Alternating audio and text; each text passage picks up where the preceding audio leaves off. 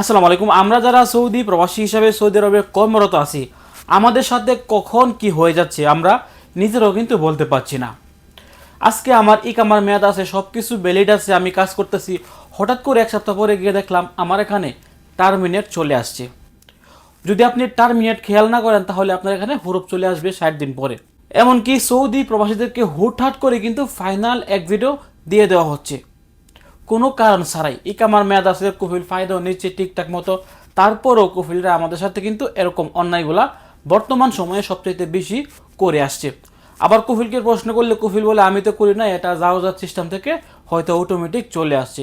আসলে কিন্তু এই সমস্যাগুলো বেশিরভাগই আমাদের কফিলরা করে থাকে। এই সমস্যা থেকে বাঁচতে হলে আপনার প্রত্যেক মাসে 2বার করে আপনার ইকামার স্ট্যাটাস চেক করতে হবে।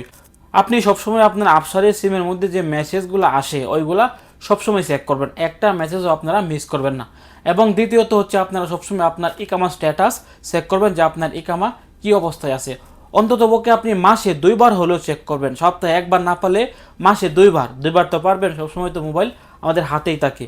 তো আসুন সরাসরি আপনাদেরকে স্ক্রিনে গিয়ে দেখিয়ে দিচ্ছি কীভাবে আপনারা আপনাদের ইকামা স্ট্যাটাস চেক করবেন। আপনাকে চলে যেতে হবে গুগলে গিয়ে আপনি এখানে টাইপ করবেন ইকামা প্রিন্ট। তারপর প্রথমে যে ওয়েবসাইটটি আছে আপনারা এখানে প্রবেশ করবেন। তারপর দেখেন এখানে আছে ওয়ার্কার স্ট্যাটাস কেস, আপনারা এটাতে টাচ করবেন। এখন আপনি এখানে আপনার ইকামা নাম্বারটি বসিয়ে দিবেন। যদি আপনার ইকামা নাম্বার না থাকে তাহলে আপনি এখান থেকে আইডি টাইপের জায়গায় আপনার বর্ডার নাম্বার বসিয়ে দিবেন অথবা পাসপোর্ট নাম্বার বসিয়ে দিবেন।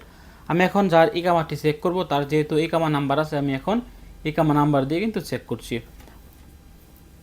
তো ইকামা নাম্বারটি দেওয়ার পর নিচে যে ক্যাপচার কোডটি আছে এই ক্যাপচার কোডটি কিন্তু আপনি এখানে দেখে দেখে বসিয়ে দিবেন। তারপর দেখেন চেক নাও, এটাতে টাচ করবেন।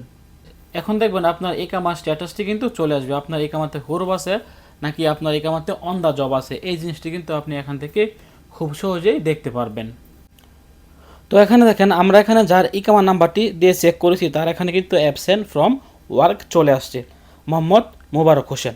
তো এই মোবারক ভাইয়ের কিন্তু অ্যাবসেন্ট ফ্রম ওয়ার্ক চলে আসছে, অর্থাৎ তার কফিল তাকে টার্মিনেট করার পর সে তার আফসারের মেসেজগুলো চেক করেনি। চেক না করার কারণে কিন্তু সে জানতেও পারেনি যে তার কফিল তাকে টার্মিনেট করে দিয়েছেন এবং 60 দিন পরে কিন্তু তার এখানে হুরুপ চলে আসছে।